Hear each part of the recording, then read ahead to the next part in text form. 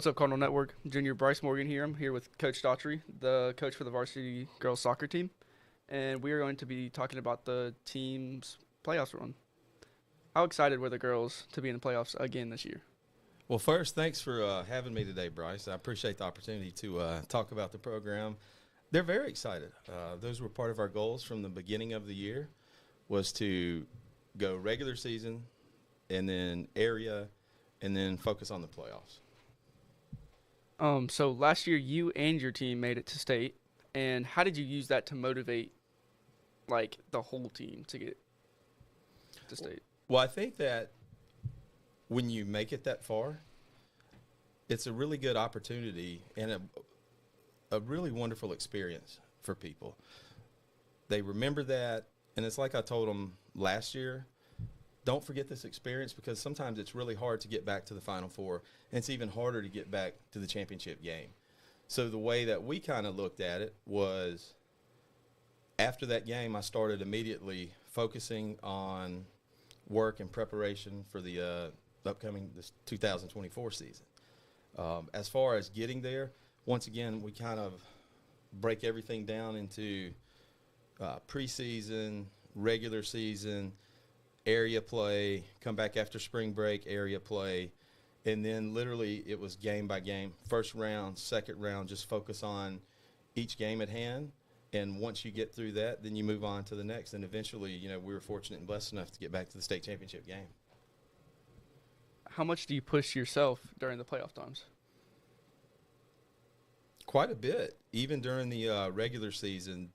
Just a little bit about me and like the prep work that I do, scouting opponents, watching as much film as possible, trying to break down tactical advantages for us, but also looking at our team as well and saying, okay, is there an area that the opposing team could attack as well? But, it's not uncommon. Like for the first round Trinity game, I probably watched around 20 hours at least film on all of Trinity's last 4 or 5 games.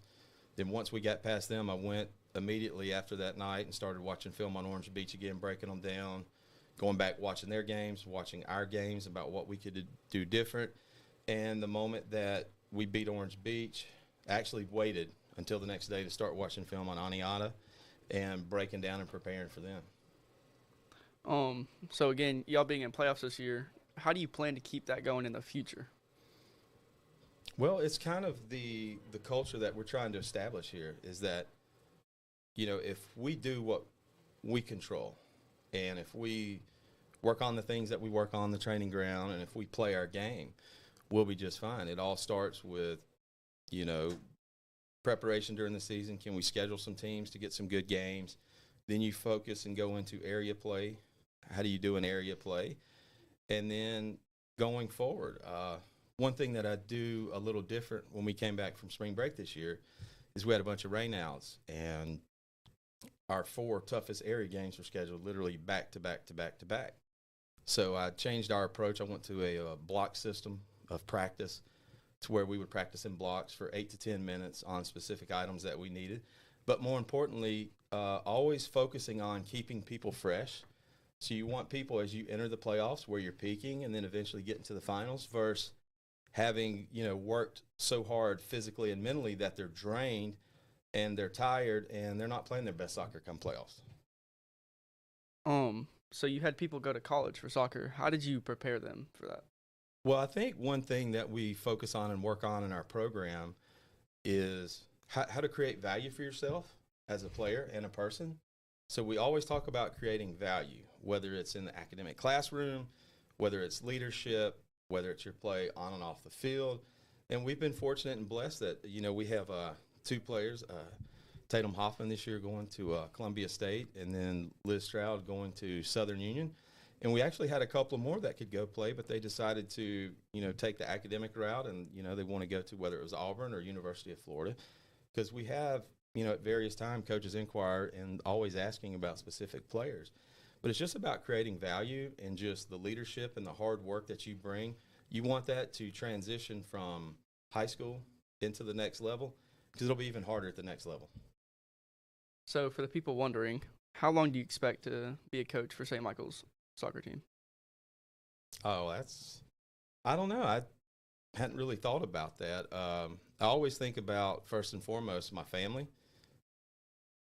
Am I going to be able to participate in my children's activities? I have a son here, as you know, Jonah. He's a rising senior, plays baseball. Also have a daughter here, Jamison, who is going to be a rising 10th grader, plays volleyball here, and then she plays club volleyball as well. And then the caboose, Anna Collins, is kindergarten. So I always try to balance God first, family second, and this third. And fortunately, I have a great support system at home, my wife and all my children. And they really enjoy me coaching, and I like being a part of the St. Michael community. I look at it as kind of a service to whether it's the parish, the archdiocese. I get to see my children here when I sub, and I get to be around just wonderful kids. And as long as, we have our plans, but at the end of the day, it's God's plan. So whatever his plan is for me. Well, thank you for letting the Wild Cardinal Network interview you. Like and subscribe, and go Cardinals. As always, thank you, gentlemen. Good job. Thank you, man. Thank Good you. luck. I hope